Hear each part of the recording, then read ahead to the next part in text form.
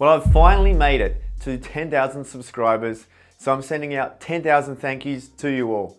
I'm very happy and proud to reach this point, and I appreciate all of your support and viewership along the journey. I started out this channel with the intention of teaching you how to level up your video skills with all things video on your device and desktop. And I had a great run there teaching people how to use Zoom Meeting, a lot of tutorial videos there. My most successful video being how to share screen on Zoom, which now has nearly 400,000 views, and you can check that out right here. But now with the world a lot more open after COVID restrictions easing and people using Zoom less, I've moved my focus away from Zoom tutorials. And more recently, you'll see I've done a lot of tutorial videos on how to get the most out of your iPhone. Initially with how to do video related things on your iPhone, but later tutorial videos on general productivity with your iPhone, iPad, AirPods and Apple Watch.